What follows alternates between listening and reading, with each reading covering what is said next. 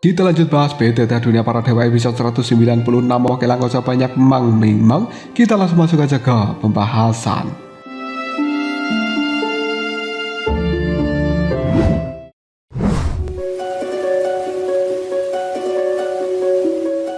Setelah memulihkan kekuatan di dalam dirinya dan juga menyembuhkan luka-luka dari sisa pertempuran melawan Dan Bingyan dan juga Danding, pandangan mata Soyan saat ini melihat pada api surgawi dan juga roh hantu yang ada di hadapannya sambil berkata, ini adalah 3 keajaiban dunia. Kualitasnya tidak rendah. Selama aku bisa melahapnya, aku bisa langsung mencapai bintang 5 Dodi. Dan bagaimana mungkin aku tidak gembira? Tiba-tiba saja Zanlao berkata dari dalam pagoda emas di cincin penyimpanan milik Soyan. Nah, kau benar-benar beruntung. Kau telah mampu melakukan aksi balas dendam dan bahkan malah mendapatkan harta karun, sama artinya dengan mengalahkan 2 burung dengan 1 batu. Soyan pun menjawab, ini semuanya hanya sebuah kebetulan saja. Zanlao menebak pikiran dari Soyan. Kau tidak bermaksud untuk langsung menyerap api surgawi dan juga roh hantu di dalam tempat ini, bukan? Soyan menatap Zanlao dengan kebingungan. Apakah itu perlu dipertanyakan? Menyerap 3 keajaiban adalah cara tercepat bagiku untuk meningkatkan kemampuanku. Zanlao, kau pasti tahu tentang hal ini. Lagi pula alam ilusi ini penuh dengan bahaya. Jika aku bisa meningkatkan kekuatanku, aku harus melakukannya secepat mungkin. Zanlao kemudian memberikan peringatan pada Soyan. Nah, setelah kau menyerapnya, hanya akan ada 2 kemungkinan hasil yang bisa kau capai. Pertama, kau harus menembus bintang 5 Dodi di dalam tempat ini. Namun, karena alam ilusi telah membatasi kekuatan bintang 5 Dodi untuk masuk, maka energi yang ada di alam ilusi ini membuat kemungkinanmu untuk bisa menembus bintang 5 Dodi tidaklah besar. Yang kedua, karena penindasan alam ilusi, kau mungkin tidak akan pernah bisa menembus bintang 5 Dodi setelah kau menyerap keduanya. Dan kekuatan tempurmu mungkin juga tidak akan banyak berubah. Tapi, begitu kau meninggalkan alam ilusi, kau akan langsung menghadapi kesengsaraan dari Kaisar Bintang 5. Sudahkah kau memikirkan hal ini matang-matang? Soyan mengusap dahinya, lalu dengan percaya diri menjawab kata-kata Zanlao. Sungguh menyebalkan dan juga membatasi. Aku akan melahap mereka terlebih dahulu. Jika aku bisa menembus ke bintang 5 Dodi, itu yang terbaik. Jika tidak, bahkan jika aku harus menghadapi kesengsaraan bintang 5 Dodi, setelah aku meninggalkan tempat ini, aku masih memiliki pil hati ungu dan aku sangat yakin akan bisa melewatinya. Zanlao kemudian berteriak dengan marah, dasar bodoh, kau benar ingin menggunakan pil hati ungu? Soyan bingung dan bertanya, memangnya kenapa? Kesengsaraan bintang 5 Dodi memiliki kesulitan yang cukup luar biasa. Jika aku tidak menggunakan pil hati ungu, mungkin aku akan kehilangan nyawaku dan kau juga akan kehilangan murid jeniusmu ini. Apakah kau paham, Zanlao? Zanlao kemudian keluar dari dalam pagoda emas. Dia muncul di hadapan Soyan lalu mengatakan, sudah ku bilang dasar kau idiot. Kau benar-benar idiot. Kesengsaraan bintang 5 Dodi memang sangat menakutkan, tapi itu untuk orang biasa. Apakah kau bisa dianggap orang biasa? Kau ini adalah orang yang sangat tidak normal. Kau bahkan bukan manusia. Soyan melihat pada Zanlao di hadapannya yang telah menunjuk-nunjuk dahinya dan kemudian dia bertanya, lalu Zanlao, pernahkah kau mendengar ada orang di dalam benua Dodi ini yang mampu melawan kesengsaraan bintang 5 Dodi dengan kekuatannya sendiri? Zanlao dengan lugas menjawab, tidak. Setelah bencana kuno terjadi, tak seorang pun di dalam dunia ini mampu menahan kesengsaraan bintang 5 Dodi hanya dengan kekuatan mereka sendiri, tanpa menggunakan baju sirah atau mengonsumsi pil obat. Meskipun banyak orang yang menganggap diri mereka hebat, pada akhirnya mereka tetap gagal. Jika tidak, bagaimana mungkin bintang 5 dan juga bintang 4 merupakan lompatan yang begitu jauh dan juga terpisah seperti langit dan bumi? Soyan mempertanyakan ucapan dari Zanlao. Sialan, jika begitu apakah kau masih menyuruhku untuk mencobanya? Apakah kau berpikir untuk menjadikanku sebuah kelinci percobaan? Zanlao terkejut. Kelinci percobaan? Apa maksudmu? Soyan, kau ini adalah monster. Tidak ada seorang pun di dalam benua Dodi ini yang pernah secara bersamaan melahap 3 keajaiban dunia ke dalam tubuhnya. Bahkan tubuhmu juga telah direndam dengan cairan pembersih sumsum, memiliki efek pemulihan yang cepat dari api pil komunikasi roh. Bisa dikatakan bahwa kekuatan tubuhmu sama sekali tidak kalah dengan seseorang yang berada di bintang 6 Dodi. Jika kau tidak bisa melakukannya, lalu siapa yang bisa melakukan hal ini? Soyen pun mendebat Sanlao, kau sudah lama berbicara seperti ini dan ternyata semuanya hanya sebuah spekulasi.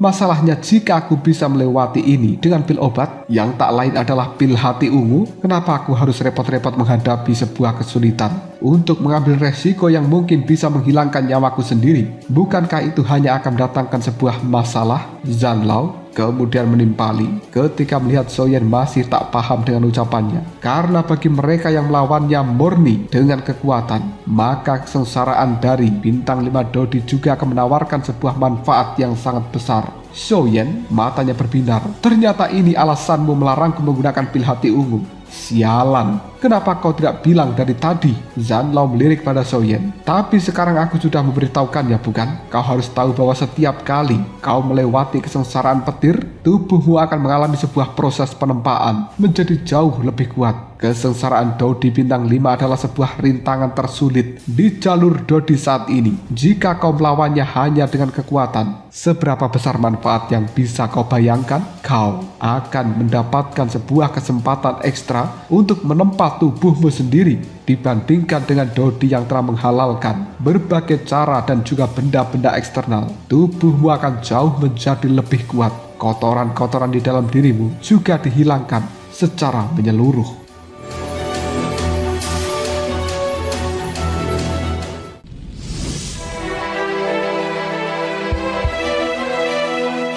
Mendengarkan ucapan Zanlao ini, yang awalnya sebuah ketidakpuasan muncul di wajah Soyen tiba-tiba memudar. Tatapannya berubah menjadi sebuah rasa senang. Baguslah kalau begitu, aku akan menyerap api surgawi dan juga roh hantu terlebih dahulu. Dan setelah keluar, aku akan melawan kesengsaraan Dodi bintang 5 dengan cara yang murni, menggunakan kekuatanku sendiri. Zanlao tertawa. Itu baru benar. Bocah sialan, kenapa kau tidak segera memeriksa tingkatan roh api surgawi dan juga roh hantu ini? Api surgawi dan juga roh hantu milik putra dan juga putri pemimpin balai pil mungkin sangat bagus. Soyen menganggukkan kepala yang kemudian dia mengambil posisi duduk bersila, menjentikkan jarinya. Api surgawi segera terbang mendekat pada dirinya. Dengan penguasaan yang cukup mahir atas ketiga keajaiban dunia, Soyen dengan cepat menyerap api surgawi ke dalam tubuhnya, dan informasi tentang api surgawi berwarna ungu kini telah muncul di dalam benak dari seorang Soyen. Api surgawi ini bernama api ungu bintang, berada di peringkat ke-17 dari jajaran api surgawi, terbentuk dari energi ekstra terestrial yang lemah. Serangan bisa diresapi dengan energi ekstra terestrial khusus dan secara signifikan meningkatkan kekuatan serangan dari pemiliknya. Zanlao mengelus janggutnya sambil berkata, ini benar-benar luar biasa. Bahkan api ungu bintang 1 tingkat lebih tinggi daripada api suci kekacauan, hanya kalah dari api pil komunikasi roh. Dan api ini juga berorientasi pada serangan. Tampaknya membentuk permusuhan dengan balai pil bukanlah hal yang buruk. Setidaknya hadiahnya cukup besar. Cepat periksa roh hantunya. Dan Bingyan merupakan seorang jenius tak tertandingi. Jadi roh hantu miliknya seharusnya jauh lebih baik. Soyen menganggukkan kepalanya dan kemudian dengan lambaian yang lembut dia langsung menelan roh hantu milik Dan Bingyan. Tak lama kemudian Soyen telah menyelesaikan penyerapan terhadap roh hantu ini dan dia pun mendapatkan informasi tentang roh hantu itu di dalam benaknya. Soyen hanya tersenyum dan ketika melihat hal ini, Zanlao pun mengatakan, jika dilihat dari senyumanmu, aku tahu rasanya pasti jauh lebih baik. Cepat ceritakan padaku, apa nama roh hantu yang telah kau serap itu? Soyen pun kemudian mengatakan, roh hantu milik Dan Bingyan ini bernama roh perang petir Nether, memiliki peringkat 15 dari jajaran roh hantu dan roh perang. Petir Nether ini terbentuk ketika kekuatan petir penghancur dunia telah turun melalui sebuah kesempatan mengembangkan kesadarannya, dan ia bisa menggunakan kekuatan petir antara langit dan bumi. Meskipun kekuatan petirnya tidak bisa digunakan setelah ditelan, namun dia dapat meningkatkan daya tahan penelanan terhadap petir. Ini benar-benar harta karun untuk bisa melawan kesengsaraan petir. Zanlao pun menghela napas penuh emosi. Keberuntunganmu sungguh luar biasa, bocah sialan. Kita baru saja selesai membicarakan tentang mengandalkan kekuatanmu sendiri untuk melewati kesengsaraan petir. Dari bintang 5 Dodi dan sekarang malah muncul roh hantu pertempuran petir Nether. Yang terpenting roh hantu ini juga akan sangat membantu dirimu dalam menghadapi kesengsaraan Dodi bintang 5. Soyen pun menganggukkan kepalanya. Perjalanan ke alam ilusi ini benar-benar bermanfaat. Dua keuntungan ini saja sudah membuatku sangat berharga. Sayang sekali, aku tak bisa langsung meningkatkan kekuatanku. Jika tidak, menaklukkan seluruh alam ilusi pasti akan sangat mudah. Zanlao menyipitkan matanya. Dengan kekuatan tempurmu sekarang, selama kau berhati-hati, seharusnya tidak ada banyak bahaya di dalam alam ilusi. Kau jangan terus mengeluh seperti itu. Jika kau bisa menemukan segel roh yang lainnya, itu akan jauh lebih sempurna. Sekarang posisimu baru berada di pinggiran dari alam ilusi, dan siapa tahu mungkin di bagian pusat akan benar-benar ada segel roh. Mendengarkan ucapan dari seorang Zanlao membuat pandangan mata Soyen berbinar penuh dengan semangat. Dia tak sabar untuk segera menuju bagian inti dari wilayah alam ilusi ini, dan untuk melihat apakah dia akan memiliki sebuah keberuntungan untuk mendapatkan segel roh atau bahkan hal lainnya. Dan apabila Soyen benar-benar mampu mendapatkan segel roh kembali, maka dia akan bisa meningkatkan level dari teknik 8 surga yang ekstrim mencapai level berikutnya. Zanlao kemudian berkata sambil menepuk bahu dari Soyen, "Kalau begitu aku akan menunggu kabar baik darimu. Meskipun kau menyerap api surgawi dan juga roh hantu dengan cepat, waktu yang berlalu tidak banyak, cepatlah pergi." Soyen hanya bisa menganggukkan kepalanya, dan kali ini Soyen akan menggunakan api surgawi untuk menghancurkan seluruh jejak yang ada di dalam goa. Dia tiba-tiba menatap Zanlao dengan cara yang aneh. Hal ini membuat Zanlao kebingungan sambil berkata, ada apa? Kenapa kau menatapku dengan cara seperti itu?" Soyen tak menjawab. Ekspresi takjub muncul di wajahnya, berubah menjadi sebuah kegembiraan. Barulah Soyen berkata, "Lihat, aku baru saja mengatakan sebuah kabar baik, dan kabar baik itu benar-benar sudah sampai." Soyen melambaikan telapak tangannya. Seekor bayi kecil berwarna merah muda yang sangat lucu melayang keluar dari dalam tubuh seorang Soyen dan kemudian hinggap di kepala Soyen.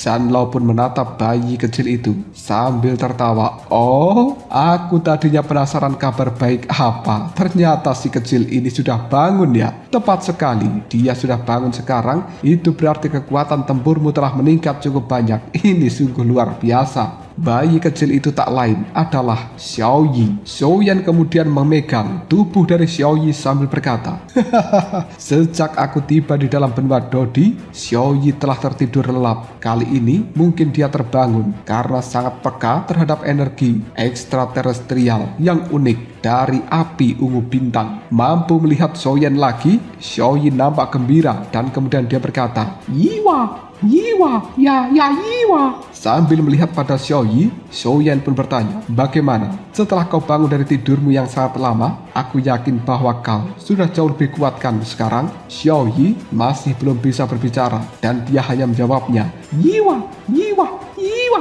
Namun Soyen bisa merasakan energi yang terpancar dari dalam tubuh Xiaoyi benar-benar jauh lebih kuat daripada sebelumnya. Soyen menepuk kepala dari Xiaoyi sambil mengatakan, "Baiklah, baiklah. Aku tahu kau sudah menjadi jauh lebih kuat sekarang. Maka dari itu, mari kita pergi." Xiaoyi hanya tersenyum sambil menganggukkan kepalanya, sementara Soyen segera melemparkan kekuatan api surgawi pada mayat dan Ding dan Pingyan dan juga para penjaga lainnya di dalam goa ini yang telah tewas. sosok dari Zanlao memudar. Dia kembali ke dalam pagoda emas di cincin penyimpanan milik Soyen. Pada akhirnya Soyen benar-benar meninggalkan goa ini. Dia merasakan udara segar di luar dari goa tersebut. Long Yi dan juga Jing Wuchen yang menjaga pintu masuk dari goa, mereka berdua segera berdiri ketika melihat Soyen sudah keluar dari dalam goa itu. Namun sesaat kemudian, pandangan mata dari keduanya melihat Xiao Yi di atas kepala Soyen. Long Yi tidak bereaksi berlebihan.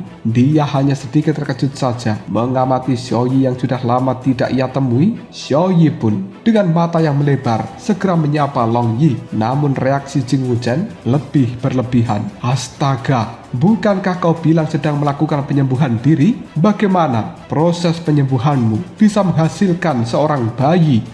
Tidak. Bukannya aku ingin mencampuri urusan pribadimu ya, saudara Soyen, tapi kau benar-benar harus menjelaskan hal ini padaku. Ini terlalu aneh. Kau tidak menyuruh roh dari Dan Pingyan untuk menghasilkan anak bagimu kan? Soyen tertawa.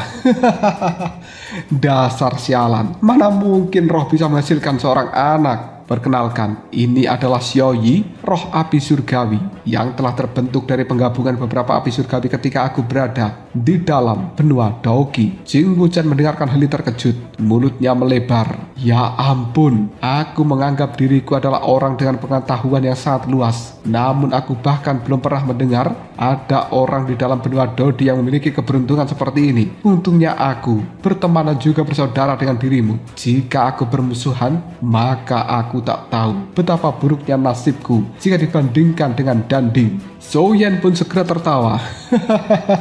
Bagaimana kondisi di luar sini? Tidak ada masalah kan? Jing Wuchen, raut wajahnya menjadi serius. Tidak ada masalah yang berarti. Hanya sesekali ada 1 atau 2 anak yang mengganggu. Namun Long Yi masih mampu mengatasinya sendiri. Mungkin karena bagian jalan dari pegunungan ini sangat terpencil, makanya tidak banyak orang yang datang menuju tempat ini. Soyen kemudian menimpali. Sepertinya orang-orang dari ras iblis pemanah itu tidak mundur melalui jalan ini. Kita akan melakukan pengejaran ke arah sebaliknya, dan mereka, ras iblis pemanah, benar-benar licik, sangat pandai menggunakan pemikiran terbalik. Jing Wuchen melihat tempat sekeliling yang kemudian dia berkata, jadi menurut itu kita harus berterima kasih pada orang-orang ras iblis pemanah atau tidak? Jika mereka tidak menyergap kita, bagaimana mungkin kita akan bisa mengejar mereka sampai sini yang kemudian malah bertemu dengan kelompok Danding dan juga Dan Pingyan? Soyen gelengkan kepalanya lalu mengatakan, setelah pertempuran beberapa hari ini kurasa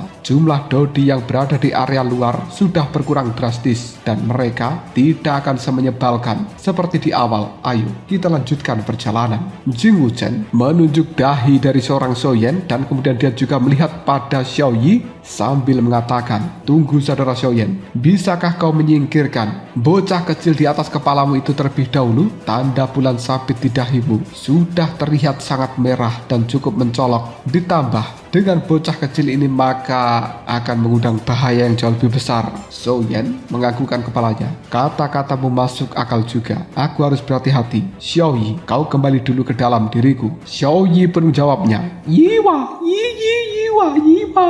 Dia menggelengkan kepalanya sambil berpegangan erat pada kepala Soyen, menolak untuk melepaskannya. Soyen kemudian membujuk dan juga merayu Xiao Yi. Bersikaplah yang baik Xiao Yi. Pertempuran bisa terjadi kapan saja di dalam tempat ini. Kau harus kembali dulu ke dalam tubuhku. Lalu saat aku bertempur, kau mungkin bisa keluar untuk memberikan bantuan. Bukankah itu akan membuat musuh kita ketakutan setengah mati dalam sekejap? Dan bukankah itu adalah hal yang cukup mengesankan? Kau datang sebagai seorang pahlawan.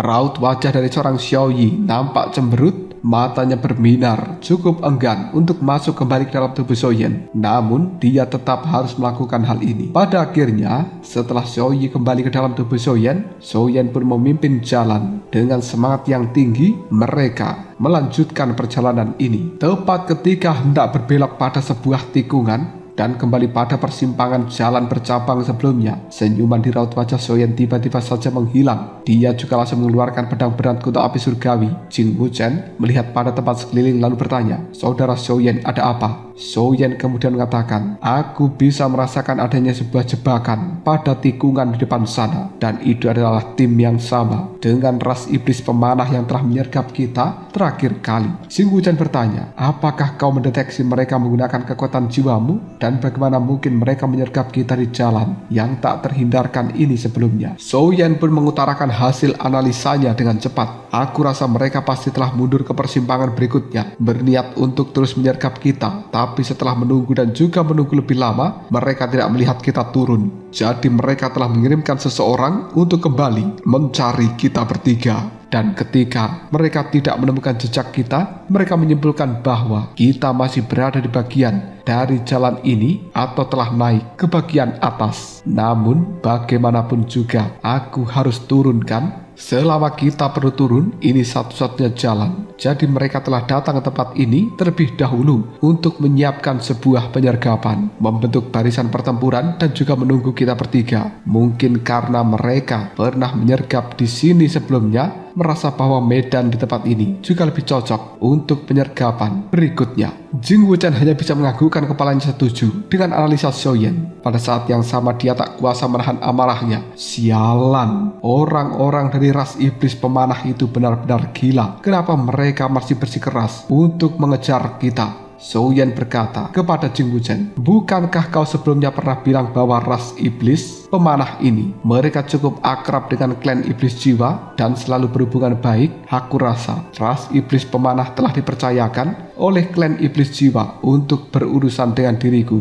Sejujurnya, aku memang memiliki beberapa keluhan terhadap klan iblis jiwa." Jing Wuchen menganggukkan kepalanya. "Jadi seperti itu. Aku sudah menduganya. Dan mereka berada di dalam tempat ini adalah untuk membalas dendam atas suruhan klan iblis jiwa. Saudara Soyen, pandanganku terhadap dirimu menjadi semakin lebih tinggi. Kau benar-benar bukan orang biasa. Pertama kau bermusuhan dengan kekuatan super seperti Balai Pil, dan sekarang kau juga memiliki dendam yang besar dengan kekuatan besar seperti klan iblis jiwa. Kenapa kau tak langsung saja memberitahukanku kekuatan besar mana di dalam benua Dodi ini yang tidak kau musuhi?" Soyen hanya tertawa.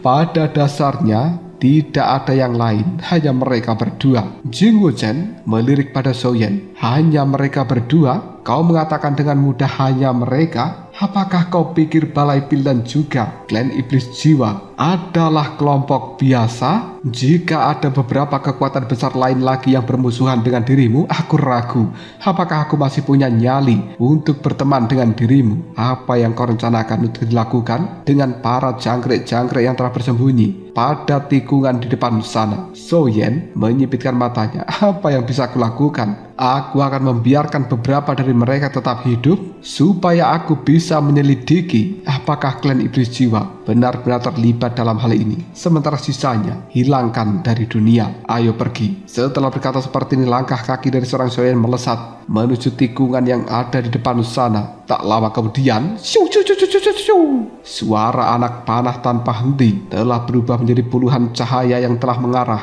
pada seorang Soyen. Hal ini membuat Soyen kemudian menggunakan pedang berat kuno api surgawi untuk menangkis serangan-serangan anak panah ini sambil berkata, "Mereka sebenarnya cukup cepat untuk bereaksi ya. Serangan mendadak dari ras iblis pemanah telah gagal, tapi mereka tidak mundur seperti sebelumnya, dan sebaliknya malah kembali menarik busur panah di tangan mereka, di mana anak panah yang tak terhitung jumlahnya membawa kekuatan api-api biru sekali lagi menerobos udara menjadi hujan panah api biru menyelimuti Soyen dari berbagai arah. Soyen berdiri dengan tegak sambil berkata, "Mereka tidak mundur kali ini." Dengan sebuah senyuman dingin yang muncul di wajahnya, Soyen pun mengayunkan pedang berat kuno api surgawi yang kemudian anak panah api biru itu berhasil dihancurkan oleh serangan pedang milik Soyen. Long Yi dan juga Jing Wuchen yang baru saja menyusul, ketika melihat pemandangan seperti ini mereka buyuk-buyuk mengayunkan senjata masing-masing untuk melindungi diri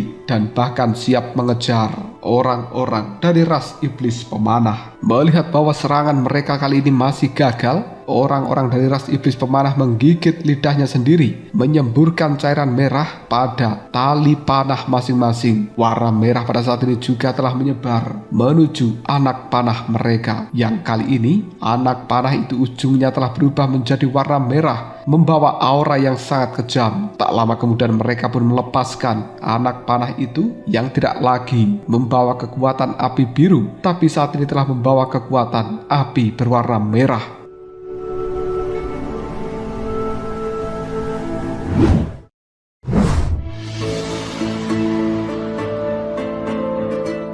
Serangan berulang kali ini benar-benar membuat Soyan sangat marah. Dia kemudian berkata, "Pergilah kalian!" Soyan mengibaskan lengan bajunya, energi yang luar biasa menyembur keluar dari dalam dirinya. Kemudian dia melepaskan kekuatan pedang berat kuno api surgawi ke arah langit, menghantam pada panah api merah yang kemudian dadadadadadadang. Suara dentingan logam kembali bergema. Hanya dalam beberapa tarikan nafas saja, panah api merah yang sebelumnya sangat dahsyat kini telah langsung berhamburan di udara. Kilatan tajam muncul dalam pupil mata orang-orang ras iblis pemanah. Mereka saat ini tidak percaya bahwa serangan panah api merah juga telah gagal. Tak lama kemudian wajah mereka semuanya menjadi sangat pucat. Panah api merah merupakan hasil penggabungan dari kekuatan vital seluruh tim mereka, dan bahkan memiliki kekuatan yang bahkan seorang jenius super pun tidak akan pernah mampu menahan anak panah merah.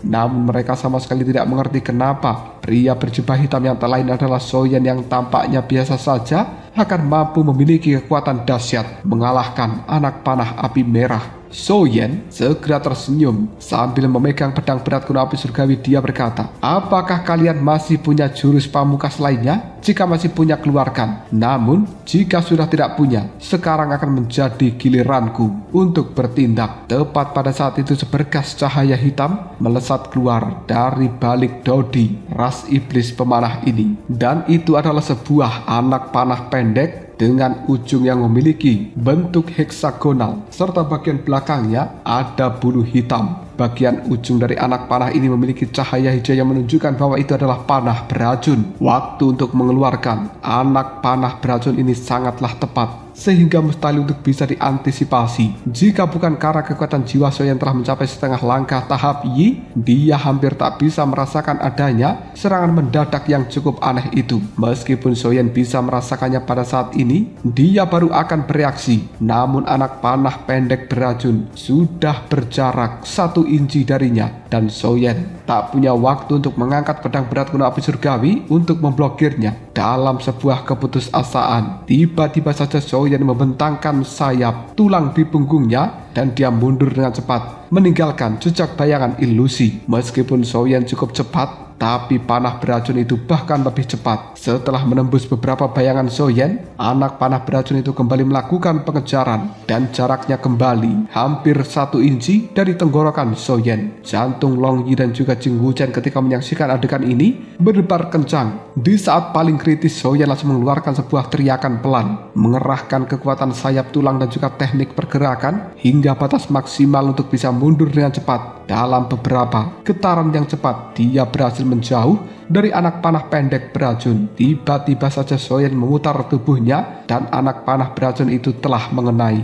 sedikit leher dari Soyan, lalu terbang melewatinya dan menancap pada dinding dari jalur pegunungan ini.